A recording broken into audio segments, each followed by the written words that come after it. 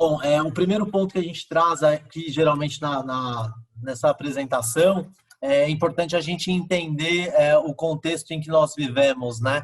E entender também as revoluções pelas quais nós passamos para chegar até aqui, né? A Terra tem aí mais de 4 bilhões de anos, e desde da sua formação, a gente vem evoluindo de era em era, né? Em alguns períodos, com longos períodos para a gente evoluir, milhares de anos aí para a gente conseguir evoluir, como, por exemplo, o início da Idade da Pedra, depois o início da Idade Antiga, né, onde a gente já tinha os homens se comunicando através de escritas, e a gente levou milhares de anos para se desenvolver, e nos últimos 300 anos, a gente vem sofrendo importantes evoluções e evoluções em todos os aspectos, né?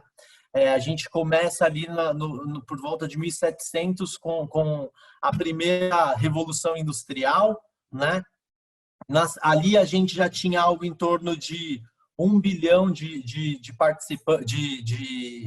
habitantes, né?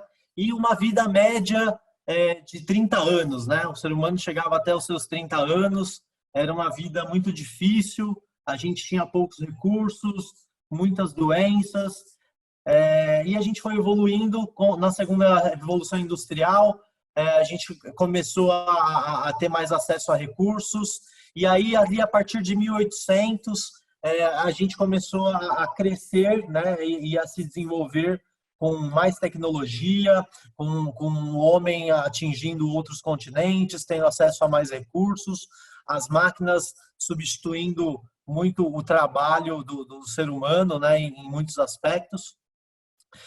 E chegou ali na década de 70, a gente conseguiu chegar até a Lua, né? A gente extrapolou os limites da Terra e a gente conseguiu atingir outros componentes do sistema solar.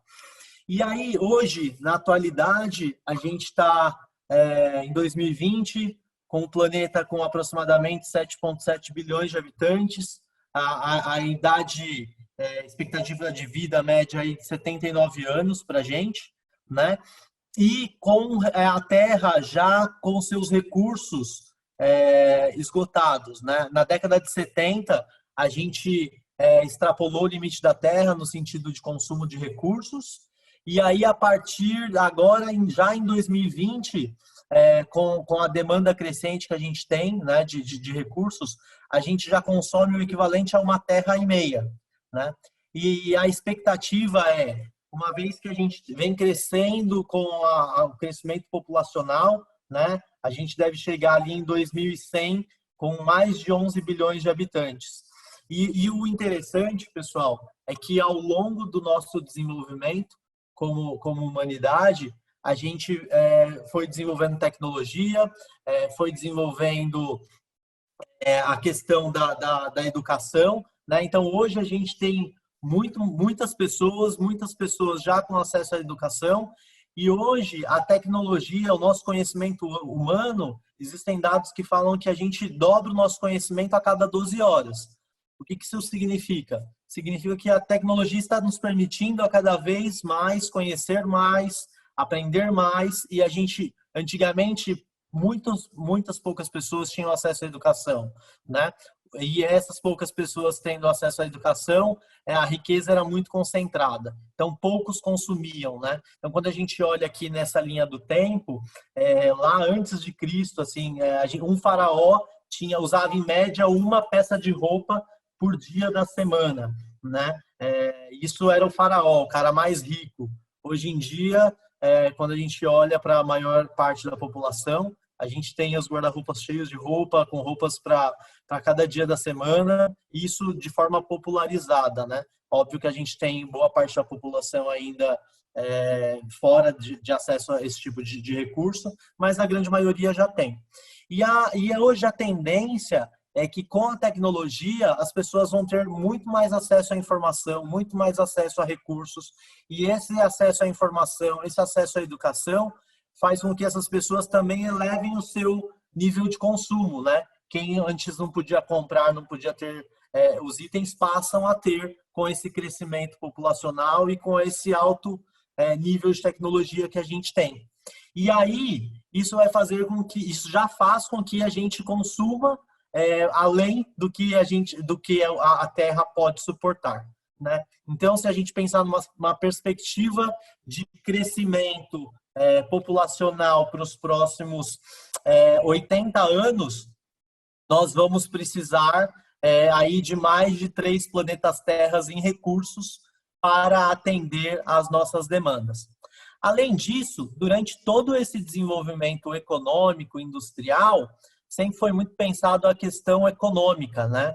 E era sempre a integração máquina e recurso financeiro.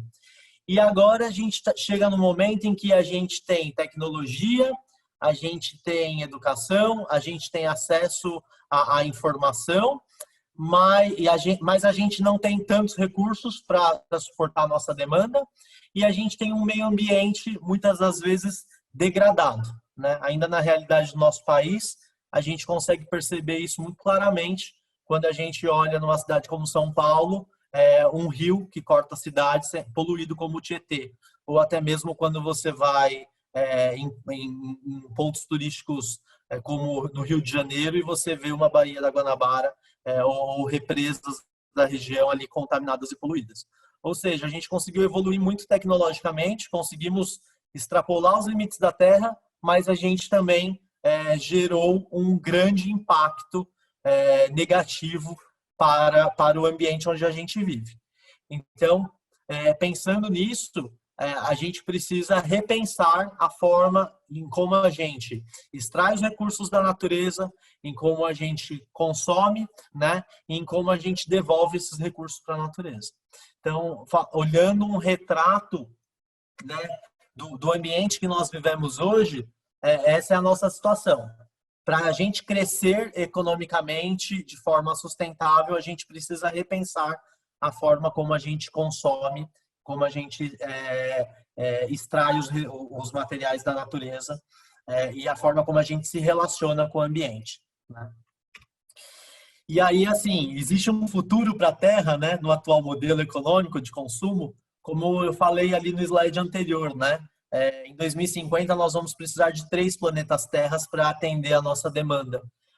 Será que a gente vai ter que colonizar outros planetas para atender a nossa demanda? Ou a gente conseguiria trabalhar aqui dentro mesmo de forma mais eficiente para atender a essa demanda que a gente tem de maneira global, né? E aí existem muitos estudos e muitas frentes no mundo falando desse aspecto, né? E aí uma das principais vozes do mundo aí que vem trazendo à tona um tema da década de 70, que é a economia circular, é a Ellen MacArthur, em que ela diz que o sistema linear, né, de pegar, fazer e descartar, que esgota os recursos naturais e gera desperdícios, é profundamente falho, né? E ele pode ser substituído produtivamente por um modelo restaurador, né? Na qual a gente não tenha desperdícios, né? E que um ciclo alimente o próximo. E aí, basicamente, o que ela coloca é a economia circular. E aí, o que é exatamente a economia circular, né? Para a gente falar de economia circular, bem importante a gente primeiro entender o conceito do modelo linear, que é o grande propulsor econômico mundial, né? E onde todos os países, os modelos industriais, na sua grande maioria, estão embasados. E o modelo linear, ele está basicamente estruturado da seguinte forma: a gente extrai o recurso da natureza, esse recurso ele é transformado em partes, peças, essas partes e peças se transformam em produtos, esses produtos são colocados no mercado para consumo, as pessoas consomem esse produto, durável ou não durável, e ao final da vida útil as pessoas descartam, simplesmente colocam na porta de casa e esse produto desaparece, né? Quando a gente fala de produtos não tão duráveis, não com tanto valor agregado, né?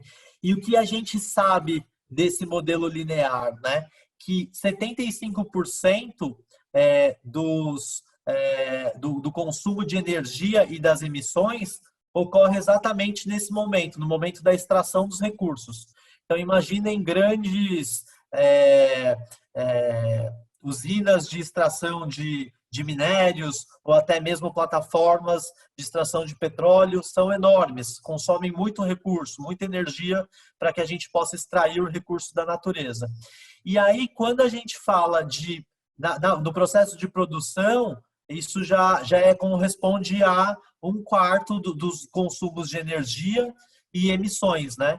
E 75% dos empregos se concentram nessa fase aqui da manufatura de peças, de produtos e de venda, né, de comércio. Então, isso é o que a gente sabe do modelo linear.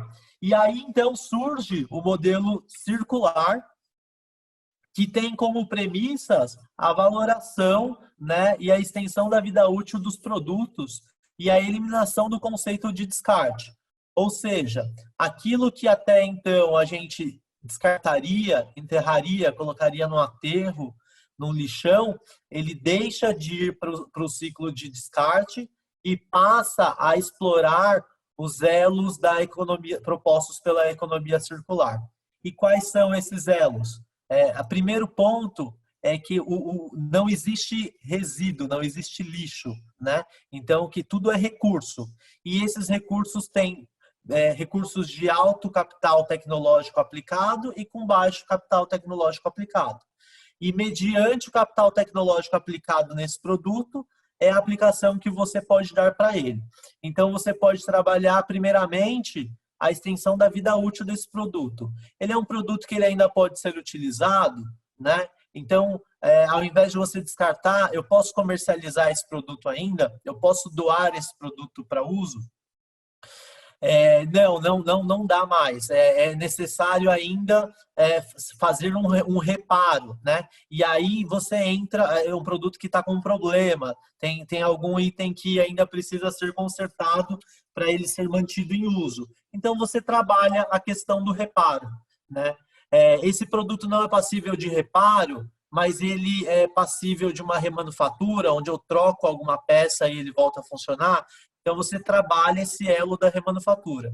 E, por último, se não é possível trabalhar nenhum dos elos anteriores, você trabalha, sim, o elo da reciclagem, onde você vai transformar esse lixo, esse resíduo, em matéria-prima novamente, para retroalimentar os processos produtivos e, assim, a gente fechar o ciclo. E, por isso, do conceito, do termo circular, né? Você mantém o recurso em uso.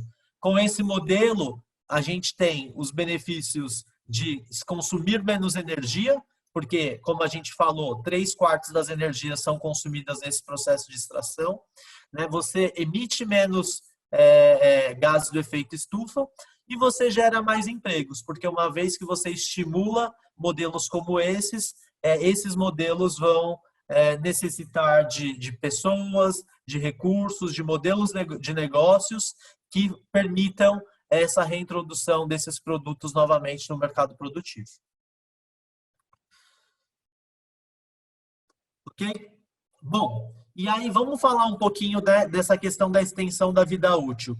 Como foi falado, como eu comentei no slide anterior, a ideia é a gente olhar para aquele produto do pós-consumo como um recurso, né? E que esse produto em si, ele tem um alto capital tecnológico aplicado nele. Imaginem que, para que esse produto pudesse chegar à nossa casa ou para o nosso consumo, existiu toda uma cadeia anterior para a produção desse produto, né? Quer seja em consumo de energia, quer seja em aplicação de tecnologia, para que esse produto seja concebido para uso. Então, por que não, ao invés da gente descartar ou reciclar diretamente, a gente não trabalha para que esse produto possa ter a sua vida útil estendida, né? Por que eu vou transformar um computador que para mim não serve mais em um banco, sendo que eu posso transformá-lo novamente, posso ainda mantê-lo em uso como um computador, apenas fazendo um upgrade, ou eu não posso fazer um reparo nesse computador para que ele possa se manter em uso. E depois de trabalhar esse aspecto da extensão, né, da vida útil dele, explorar os outros elos aí da economia circular, né? A questão do reuso, do reparo e da remanufatura. E aí, falando propriamente do reuso, o que é muito importante a gente pensar é que todos esses elos propostos pela economia circular, eles não são novos, né? Em muitas cadeias, eles já existem e já são aplicados, mas às vezes não são aplicados com o conceito da economia circular como um todo, né? Então, quando a gente fala de reuso, já existem plataformas que estimulam esse tipo de prática, né? Quem nunca comprou algo no Mercado Livre ou não colocou uma roupa no Enjoei da vida ou pesquisou algum tipo de produto numa OLX, né? Esse tipo de plataforma viabiliza esse tipo de prática, né? Porque aquilo que às vezes não serve para mim pode servir para o outro, né? E às vezes a gente tem muito a visão para aqueles bens de consumo de baixo capital tecnológico, né? Então, por exemplo, se um item ele é muito barato, às vezes a gente acha que nem compensa colocar numa plataforma para recomercializar. Mas quando a gente fala de itens de alto capital tecnológico, como um computador, um celular, um carro, né? Aí a gente já não simplesmente descarta, daí a gente usa esses elos aí da economia circular. O próximo elo é o reparo, né? Então, eu não consigo reusar esse produto. Na verdade, assim, eu já dei aplicação de reuso, mas às vezes eu tenho um produto e ele quebra, né? Então, às vezes a gente, dependendo do capital tecnológico e do capital agregado a esse produto, a gente, às vezes, segue pelo caminho do reparo, né? Vamos supor um carro. Um carro, quando quebra, geralmente a gente usa um mecânico para fazer o conserto desse carro, para que a gente possa manter ele em uso. A gente não simplesmente coloca ele numa lixeira e manda ele embora. Da mesma forma, isso pode acontecer para outros N produtos, né? A gente não pode usar só esse conceito para aquilo que tem um alto valor agregado. A gente tem que olhar que tudo é recurso e que tem potencial de passar por esses elos, né? Então, no reparo, um exemplo que a gente gosta de trazer isso. Assim, o carro em si é um bom exemplo. Agora, a remanufatura é um pouco diferente. A remanufatura é o seguinte, basicamente, esse produto, ele é um produto que ele tem algum problema, ele precisa, de alguma forma, passar pelo processo de remanufatura, mas, às vezes, essa remanufatura não pode ocorrer simplesmente por uma oficina mecânica, mas precisa passar por alguém que tenha um conhecimento tecnológico maior. Então, geralmente, quem pode executar processos de remanufatura são os grandes manufaturadores. Quem remanufatura, quem tem um capital tecnológico que consegue olhar qual é o problema daquele item e consertar aquele item, aquele produto, para que ele possa voltar para o mercado nas mesmas propriedades técnicas, né? Para funcionamento, né? Então, imaginem que aqui a gente traz um exemplo de motores, né? De tratores, em que o trator não funciona mais, ele volta para o fabricante vai fazer um processo de remanufatura, vai com os motores e colocar esse motor novamente em funcionamento e garantir com que o produto volte a funcionar no mercado. E são mercados que geram bilhões em recursos aí, porque você visa trabalhar ainda o recurso no seu potencial, trabalhar a extensão da vida útil desse produto. E por último, quando a gente não consegue trabalhar o reuso, o reparo, a remanufatura, daí sim a gente trabalha a questão da reciclagem. Então, aí sim eu pego esse recurso, aplico processos mecânicos, físicos, químicos para transformar aquele material em matéria-prima novamente, para que essa matéria-prima possa ser absorvida pelo próprio ciclo produtivo daquele produto e, quando não possível, para outras cadeias que possam absorver isso, né? E aí a gente tem um case que é o que a gente tem bastante conhecimento de causa, que são impressoras, né? A Flex é uma empresa de manufatura e ela já trabalha com impressoras, e ela tem o Synctronics, que é um centro de inovações em sustentabilidade e economia circular, que recebe os produtos através da logística reversa e os transforma em matérias-primas novamente, como, por exemplo, o plástico.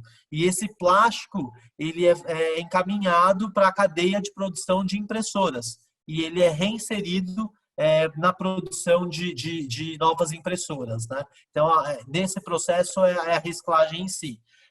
Falando de reciclagem, a gente tem outros exemplos. Por exemplo, latinha de refrigerante é um exemplo de reciclagem. A gente termina de consumir, descarta, isso volta para as empresas de siderurgia, que vão reinserir essa lata como matéria-prima para a produção de novas chapas de alumínio para retornar para o mercado.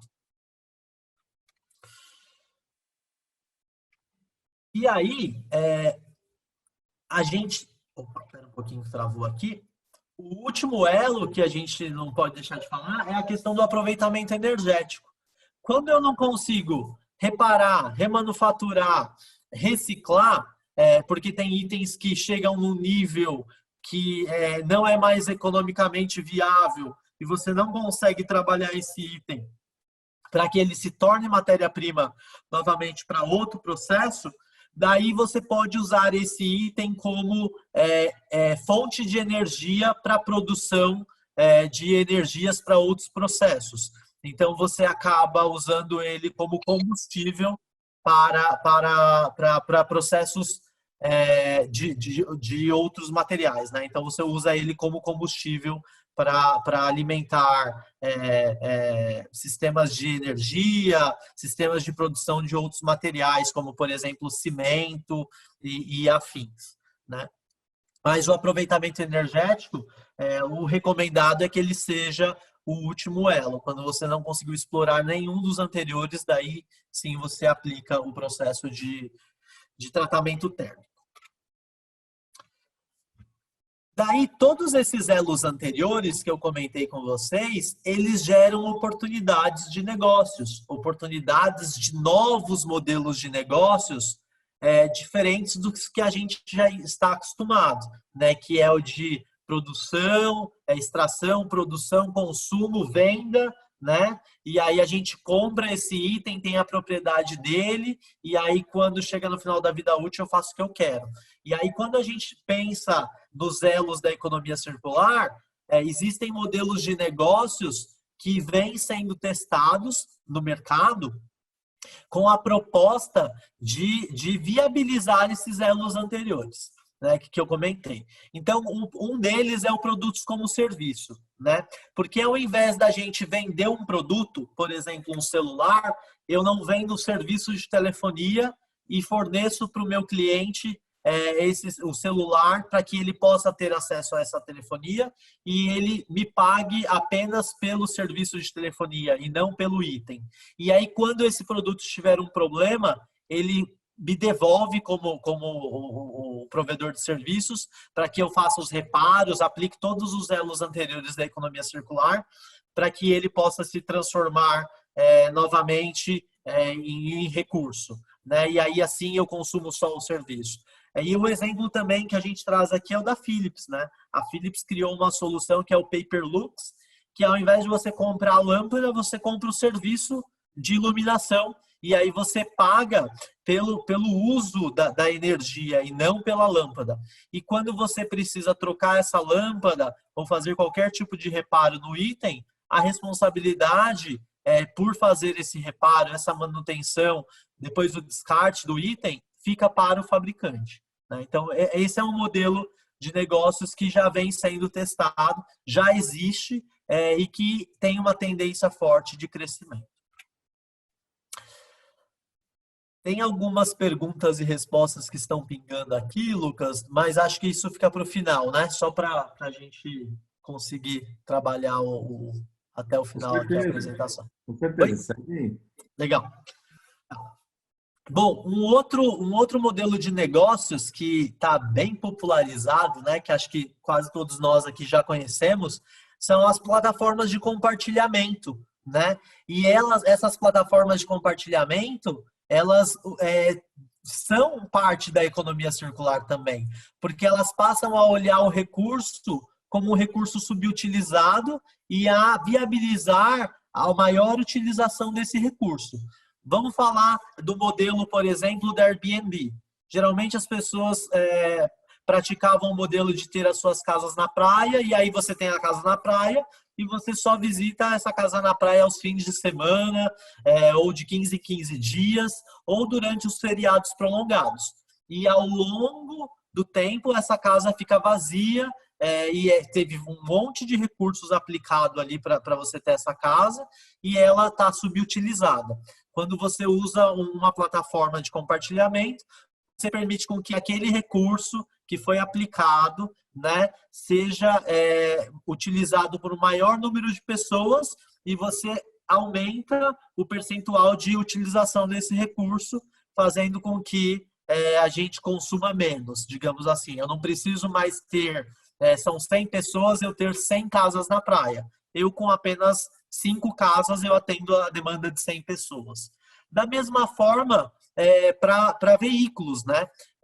A gente sabe que veículos é uma paixão nacional, por exemplo, e as pessoas muitas das vezes querem ter o seu carro, e cada um ter o seu carro, mas a gente não para pensar no percentual de utilização desse recurso. A gente tem um carro com alto capital tecnológico aplicado e que, na sua grande maioria, não utiliza nem 10% da sua capacidade. Porque você compra o carro, ele fica na garagem na sua maior parte do tempo, você usa para se deslocar até o trabalho, até a escola, e na sua maior parte do tempo ele fica parado.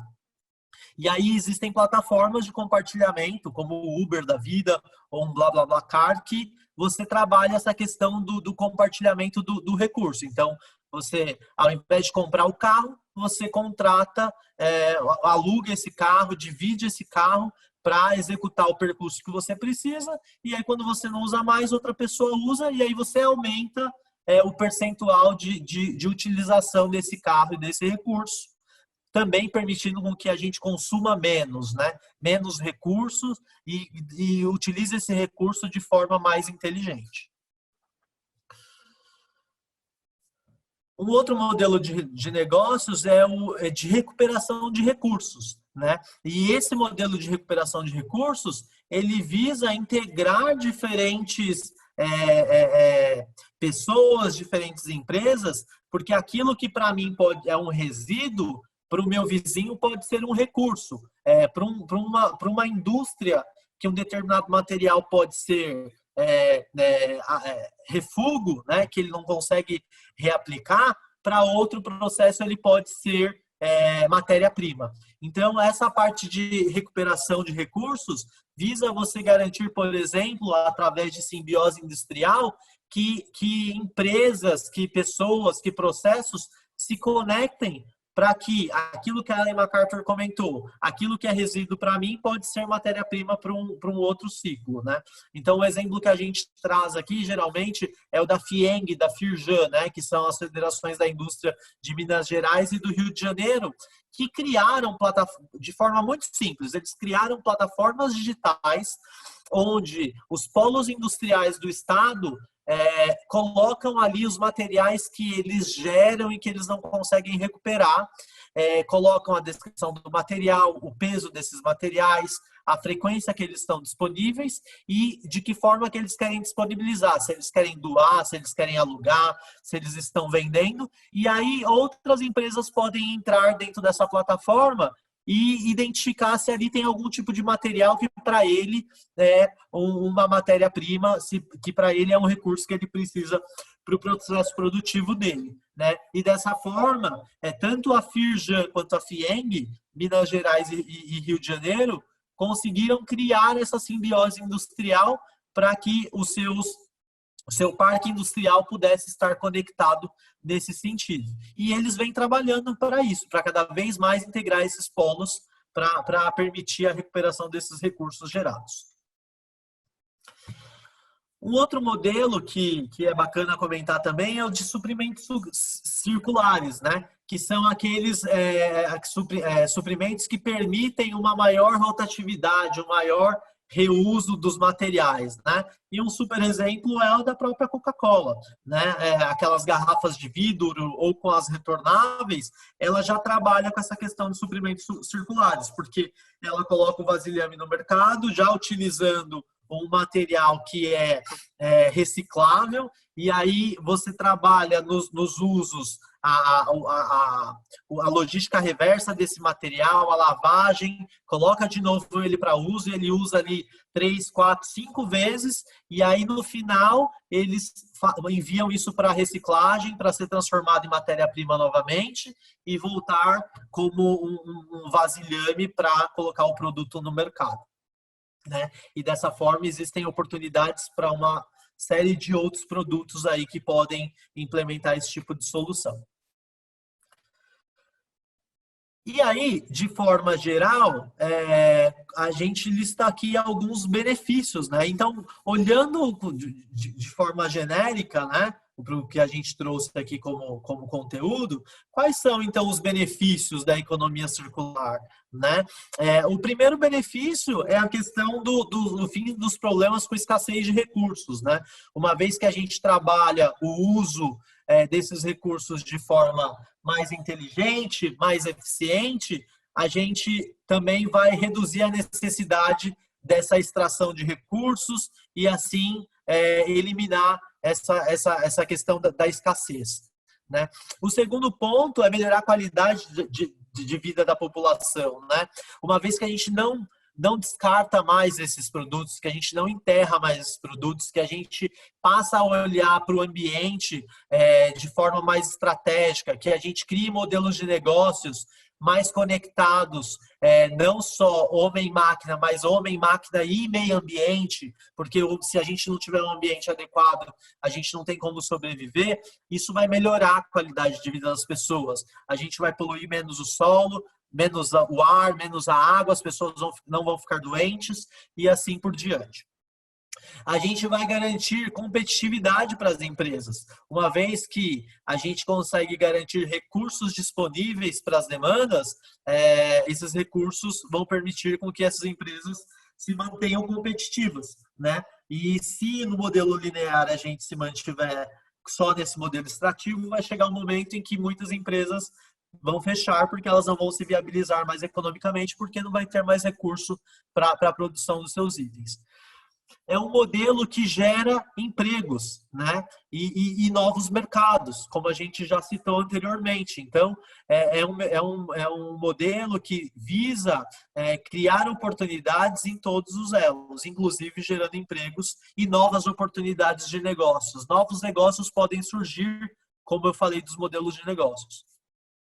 Ele reduz os impactos, né, nas mudanças climáticas, uma vez que a gente consome menos energia, uma vez que a gente emite menos CO2, a gente também afeta diretamente as questões relacionadas às mudanças climáticas, né? E aí também trabalha a questão de ter um potencial enorme de aplicação de inovação, né? Para a gente viabilizar isso, a gente vai precisar inovar, a gente precisa pensar fora da caixa e repensar todo o conceito dos produtos, né? E da forma de consumir, né? Os consumidores passam a ter mais confiança, né, nos produtos, né? Uma empresa que trabalha com conceitos de economia circular tem o potencial de passar mais confiança para os seus consumidores e assim até transformar essa confiança num diferencial competitivo frente a quem não faz, né? E numa larga escala também teria um potencial de redução de custos com matérias-primas, uma vez que a gente passa a recuperar aquilo que hoje está sendo desperdiçado. E tudo isso, pessoal, não é algo que vem sendo tratado de agora, né? esses conceitos de economia circular já são da década de 70 e já existem muitos países que vêm tratando esse tema e que já vêm, de certa forma, criando legislações, acordos, taxas, tributos, subsídios para promoções de práticas dentro dos conceitos da economia circular. Políticas públicas que abarquem todo o conceito ainda não existe, mas os países estão globalmente se organizando. Por exemplo, a União Europeia vem trabalhando nesse sentido de criar, por exemplo, um plano de ações da União Europeia para que até 2050 eles possam transformar toda a matriz produtiva deles de uma matriz linear para uma matriz circular. E nessa linha, muitos outros países já vêm se organizando nesse sentido para fomentar e estimular esse tipo de prática, né? E um exemplo global que a gente pode trazer aqui também é a ISO, né? A ISO é um organismo internacional para definição de normas e já existe uma comissão de estudos implantada há já 1 ano e meio em que estão discutindo a criação de uma norma internacional de economia circular, né? Então, é um tema que já está como tendência global aí para mudanças do nosso modelo produtivo do linear para o circular. É isso, de forma geral, a ideia foi passar um overview do que de onde estávamos, do que é economia circular, das oportunidades que esse conceito pode trazer, né? E a partir daí, como globalmente os países estão se organizando para fazer essa transição, né? É isso, acho que consegui cumprir o tempo. Muito bom. Gostei das palminhas, né? Esse aqui, então. Esse aqui. Aí, legal, isso aí, muito bom.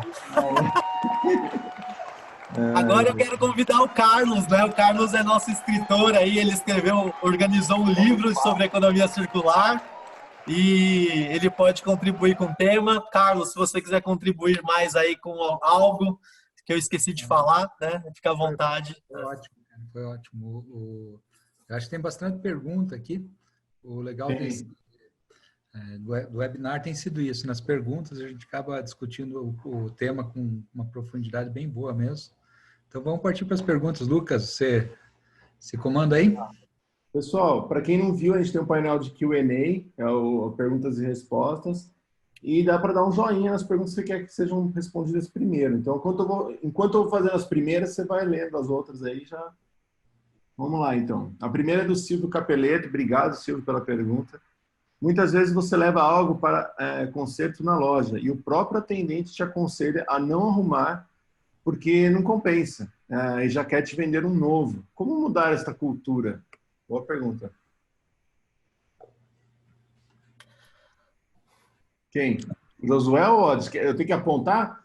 Não, o ponto aí, Lucas, é fato, assim, é muito do mindset que a gente tem, né? De ser muito mindset ainda linear, em que a gente, primeiro, conceitualmente, as pessoas não enxergam essa oportunidade, né, do circular. Segundo, tem o viés econômico, né? Muitas vezes não é economicamente viável mesmo você fazer esse reparo. Então, cabe ao setor produtivo, né, à marca, a repensar esse modelo, porque a gente tem que estimular ações como o reparo e a remanufatura, né? Criando uma cadeia de fornecimento de peças que possam permitir a viabilidade econômica desse tipo de prática. Eu tenho 2 comentários aí, Lucas. Assim, duas coisas a analisar, né? Primeiro, a economia circular, ela é uma economia de restrição de recursos. Então, a gente está caminhando aí, o José mostrou muito bem, né? Bilhões de pessoas no planeta, consumindo mais do que o planeta tem à disposição, gerando externalidades que a gente não quer. E quando é que a gente tem, em geral, restrição de recursos? Em guerras. Então, quando a gente fala das práticas de economia circular, assim, de vamos usar o máximo possível, vamos comprar produtos duráveis, vamos reaproveitar, consertar, isso são práticas que tinha lá em 1950, meus pais tinham isso, porque eles viveram um período de guerra. Então, assim, talvez para a gente mudar a cultura, a gente tenha que passar por um momento de restrição de recursos mesmo. Isso pode acontecer. Um outro comentário que eu tenho a fazer é do que a gente chama de obsolescência tecnológica. Às vezes não vale a pena você trocar um produto, porque o produto ou consertar um produto, porque o produto mais recente ele é muito superior ao antigo. Então, se você tiver um celular, sei lá, de 10 anos atrás, não vale mesmo a pena consertar, né? E os produtos eletrônicos, eles se tornam obsoletos numa velocidade muito maior do que os produtos mecânicos. Se você pegar a bicicleta, já que você colocou bicicleta ali na economia circular no começo, se pegar uma bicicleta lá de 1920, do Tour de France, ele não vai ser muito diferente da bicicleta de hoje do Tour de France. Vai mudar material, um pouquinho de geometria, mas a mecânica é muito parecida. Então, tem coisas que realmente não vale a pena. E tem coisas que vale a pena, mas a cultura atrapalha. Sim, com certeza. Para mim, o que eu ouvi aí que você falou é assim, a gente pode mudar pela dor, né? Normalmente, né? Tá acontecendo, hoje está acontecendo isso na pandemia, a gente está causando muitas mudanças pela dor. Não é a forma mais agradável, mas é uma forma. E a segunda, Silvio, você hoje está com conhecimento a mais de economia circular, nós esperamos, né? E aí cada um, sempre é aquela coisa de cada um fazer a sua parte, né? Tanto dentro da sua empresa quanto você pessoalmente. De procurar adotar essa cultura como um princípio seu de vida. A Tamara Nani perguntou, qual é a referência dos dados, geração de empregos e emissões em cada fase produtiva? Esse é do estudo de um dos caras que cunhou o termo de economia circular, que ele chama Walter Stachel. É um pesquisador, se não me engano, ele é suíço. E você tem puder digitar no chat, Odd, o nome dele? Tá, eu coloco no chat aqui. Walter Stachel. Beleza, Tamara? O Anonymous perguntou aqui. O Anonymous, as perguntas extensas. Parabéns pela apresentação. Entendi que houve um movimento de legislação sobre economia circular no mundo. Qual país hoje é o melhor exemplo, referência disso, né? E quanto ao Brasil, a Política Nacional de Resíduos, você até citou isso, né? Então, fala pra gente, qual que é o país referência no mundo hoje de economia circular? Então, a Holanda vem trabalhando fortemente no conceito, com muitos estímulos para práticas relacionadas a redesign do produto, a servitização. Então, eles são bem falados nesse sentido, né? União Europeia vem se organizando de forma estruturada para mudar o conceito do bloco, né? Então, acredito que ali são os principais que eu citaria nesse momento, que eu já conheço mais sobre as práticas do que eles vêm executando. Odd, você tem mais algum aí que você vê aí que você mencionaria? O que eu costumo dizer é assim, que o Brasil ele tem tudo para se tornar, né? Um exemplo, porque aqui a gente tem coisas muito próximas, né? A gente tem centros de pesquisa, tem bastante gente de universidade aqui, os professores, institutos de pesquisa e tal. A gente tem empresas de manufatura, a gente tem consumo e tudo isso muito próximo. Então, a logística, que é a parte mais cara da história, ela no Brasil ela é um pouco mais curta, né? Se a gente pensar nos Estados Unidos, por exemplo, tem muita tecnologia, muito centro de pesquisa e tal, mas se ela pensar em fazer uma remanufatura ou reciclagem dos materiais, tem que mandar a maioria das coisas para a Ásia. E aí a coisa fica complicada. Então, o Brasil tem, eu acho que tem bons exemplos, assim, e sou super otimista, né, quanto a implantar aqui no Brasil como exemplo para o mundo. Mas o tradicional, assim, quem está mais evoluído em termos conceituais é a Europa. Legal. Até porque eles têm falta de recurso, né?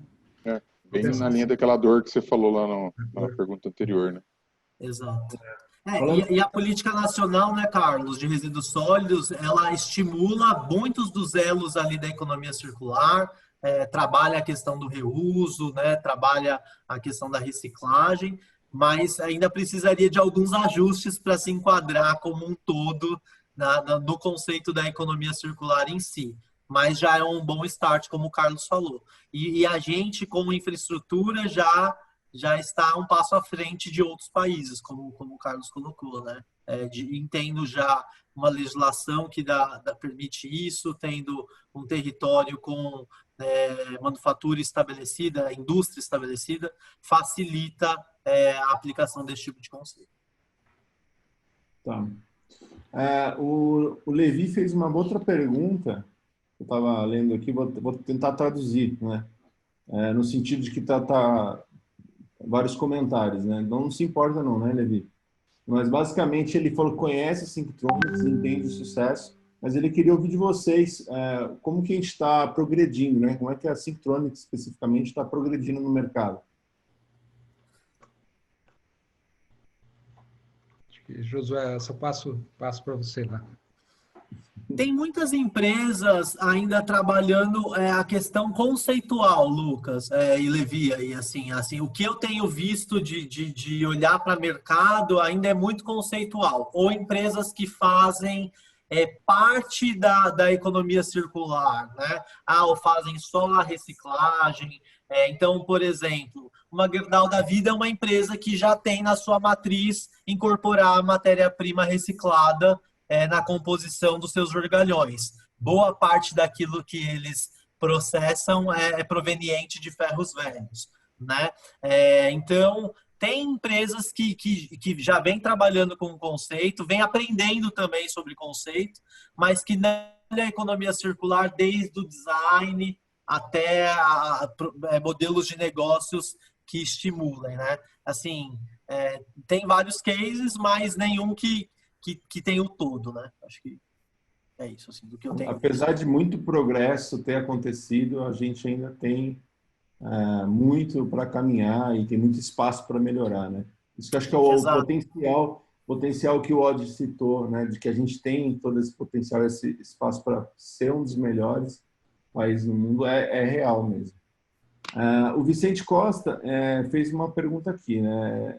Basicamente, ele falou, bom, a gente consegue reciclar todo tipo de material, só que não tem lugar onde deixar as coisas, né? E é verdade, né? Então, como que podemos mudar isso, né? Agora, pode falar, por favor. Nesse sentido, Lucas, Vicente, já existe a Política Nacional de Resíduos Sólidos e a Política Nacional, ela coloca a responsabilidade compartilhada.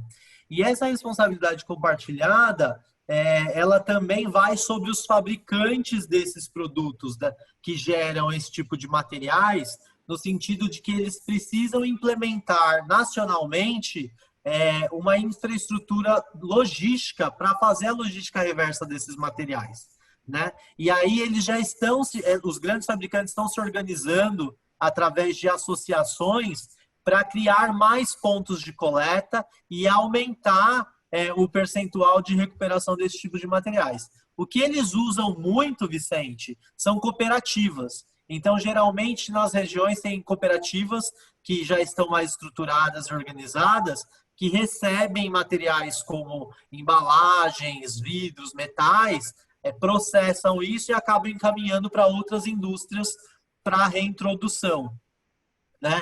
Então, já existe um movimento. A Política Nacional de Resíduos Sólidos é um marco para isso no país e é ela quem está regendo os 9 acordos setoriais dos 9 diferentes setores que foram criados, estabelecendo metas no sentido de colocar infraestrutura para permitir com que a população devolva esses materiais para os ciclos produtivos. E não só a infraestrutura, tá?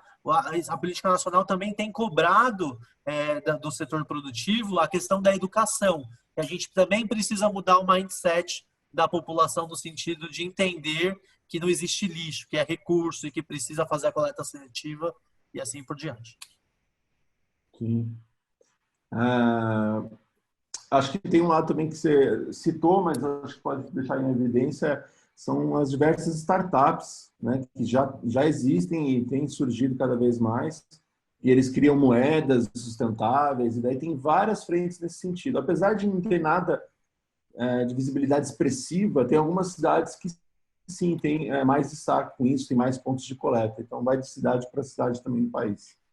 Exato, Lucas, é o que você colocou. Acho que o marco regulatório cria oportunidades. O conceito de economia circular cria oportunidades. E a partir dessas oportunidades, estão surgindo aí em startups uma série de novos conceitos, olhando para essas oportunidades para prover soluções para viabilizar a economia circular.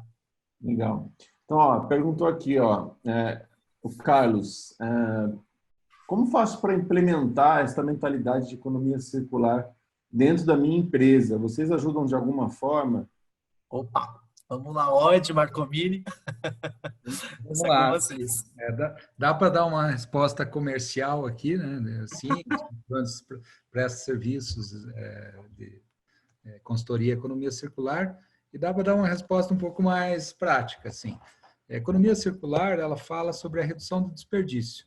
Então, quando a gente fala em desperdício, lixo, waste, a gente fala que isso é um erro de design.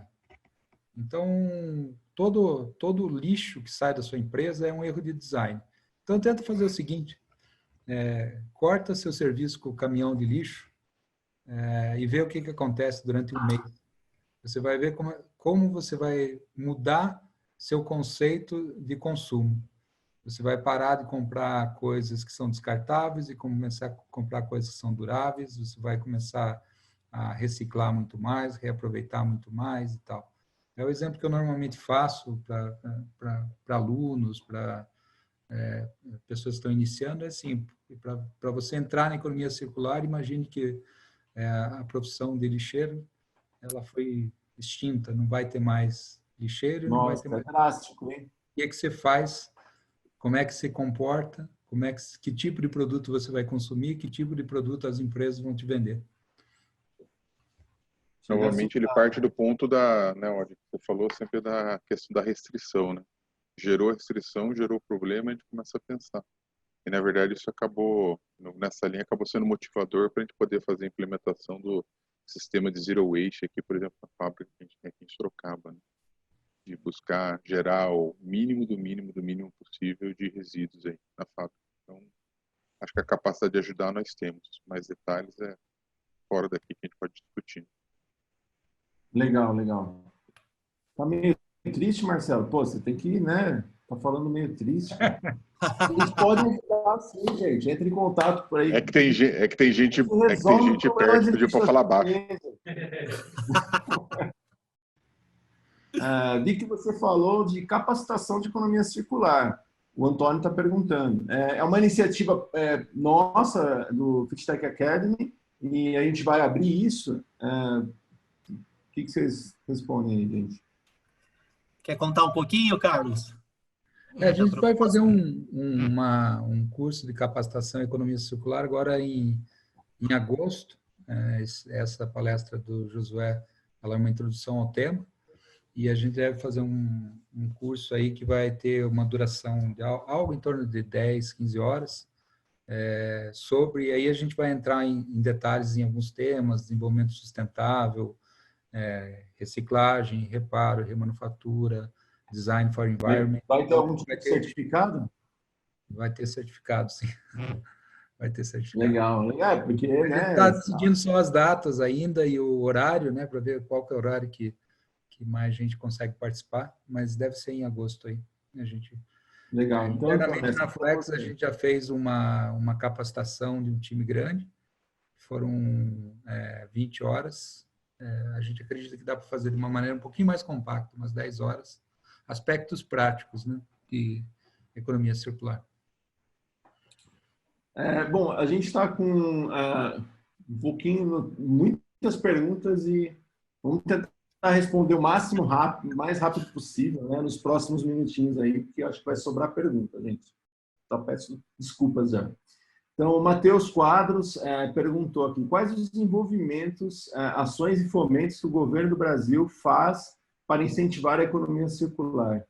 Você acha que a gente respondeu naquele slide lá ou você quer complementar alguma coisa?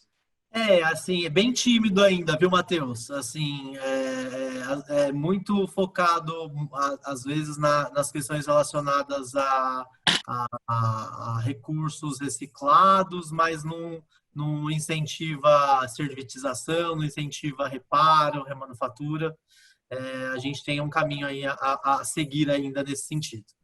Basicamente, o governo não sabe o que é economia circular, então ele não sabe incentivar aquilo que ele não sabe o que é, né? Então, é um pouco do trabalho que a gente tem, né, de tentar conscientizar o governo de que isso é uma boa para a sociedade, que gera emprego, gera valor econômico, gera proteção ambiental. E aí, depois de conhecer, eu acredito que eles devem fazer algum tipo de legislação a respeito. Mas hoje não tem nada. Legal. Reutilizar, o Vinícius está perguntando aqui, ó, reutilizar resíduos para a fabricação de novos produtos é mais caro? É necessário realizar algum tratamento químico para, né, deixar a matéria-prima de acordo? Quer falar, Odd? Eu posso falar. Tudo uma questão, Vinícius, de escala, né? Então, a economia circular está começando agora e a gente tem uma escala bem pequena, então é um pouco mais caro hoje do que para quem faz milhões de toneladas da mesma maneira, extraindo petróleo do solo. Mas a gente acredita que com o volume aumentando, pode se tornar competitivo e até mais barato, porque quando a gente faz o balanço energético da coisa, gasta-se muito menos energia para reciclar do que para fazer do zero. Então, nossa aposta é que com volume fique mais competitivo. Hoje é um pouquinho mais caro ou é igual, dependendo, lógico, do tipo de material que a gente fala, né? Boa.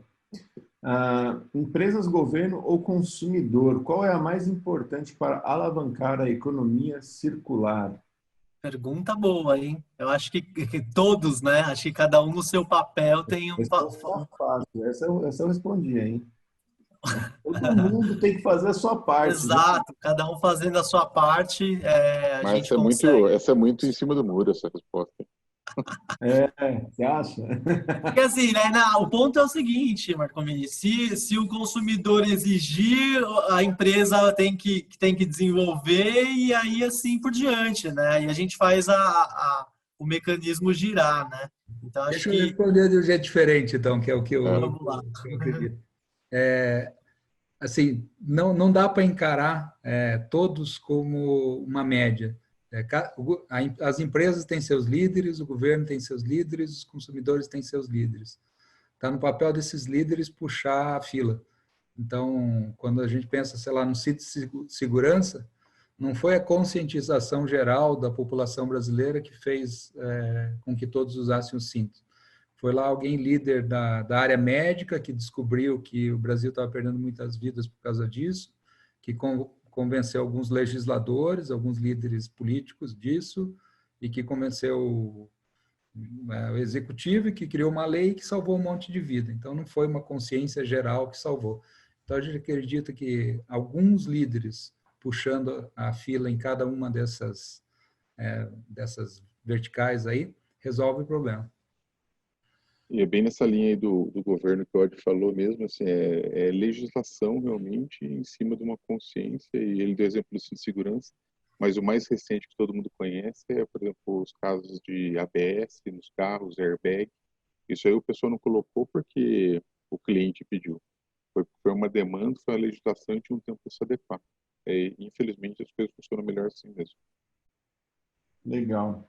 Pessoal, tem muitas perguntas, a gente não vai responder todas. Me desculpe, mas é que esse sucesso todo aí, a gente não vai responder, vou corrigir, a gente não vai responder todas agora. Mas o que a gente pode fazer, sim, de repente, eu vou pegar o e-mail, porque tem o nome, então a gente tem o e-mail e responder isso por texto depois, para o pessoal que tiver interesse. Tá bom? Bastante. Então vamos finalizar, então, gente. Por favor, pode tocar aí, Marcelo, por favor. Pode fechar? Tá bom. Pessoal, agradeço aí todo mundo que teve a oportunidade de participar da apresentação de Josué. Né? Muito boa apresentação, José. Obrigado por esclarecer muitos pontos. Né? Obviamente, dá para aprofundar em cada um dos tópicos que o Josué mostrou rapidamente para a gente hoje. A gente vai ter essa capacitação, como o Odd já mencionou, aí em agosto. E, obviamente, a gente acaba de dividir mais esse conceito de economia circular. e trazer mais gente para esse lado e ajudar a gente a se preocupar no que a gente chama aí essa quinta revolução, que é aliar o homem, a tecnologia e também pensar na sustentabilidade e meio ambiente, tá bom? Então, obrigado a todos aí. Ode pela participação no painel e Lucas pela tocada. Palavras finais aí, Ode. Só agradecer a todos os participantes e ao Josué, que é um dos líderes do Synchtronics lá desde o início, assim, ele tem uma experiência danada nesse negócio e ajudou a construir a maior parte das coisas lá, junto com um time ótimo, né? Então, obrigado, e eu fico muito feliz desse conceito estar ganhando corpo cada vez mais. Espero que o pessoal que assistiu aí também possa liderar em suas empresas, escolas, universidades, o tema, que é realmente uma coisa que vai impactar bem, principalmente a sociedade. Assim, a gente sempre pensa no meio ambiente, mas a economia circular impacta, no primeiro momento, a sociedade. Obrigado, pessoal. Muito obrigado, Marcomini, Carlos, Lucas, pela oportunidade de compartilhar um pouquinho do que a gente vem aprendendo e de trabalhar com vocês.